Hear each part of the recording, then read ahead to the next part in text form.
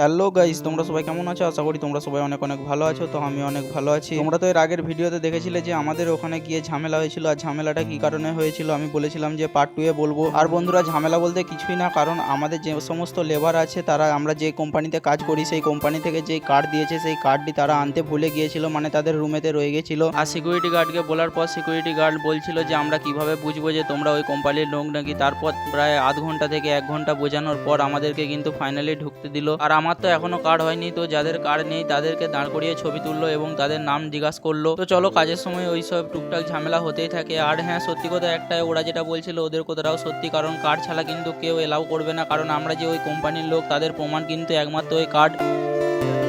যেমন voter card ছাড়া তুমি কিন্তু ভোট দিতে পারবে না, সেরকম কিন্তু এই কোম্পানিতে কাজ করতে গেলে তোমার কিন্তু কার্ড চাই। তুমি যে কোম্পানিতেই কাজ করো তার কিন্তু একটা প্রমাণপত্র চাই। তো সেই প্রমাণপত্র এই কোম্পানিতে কার্ড হিসাবেই দেওয়া হয়। তো সেই কার্ডটি যদি না থাকে তাহলে কিন্তু তোমাদেরকে কোথাও এলাও করবে না। ভিডিওটি ভালো লাগলে অবশ্যই আমার চ্যানেলটিকে সাবস্ক্রাইব করে দিয়ে আমার পাশে থেকো।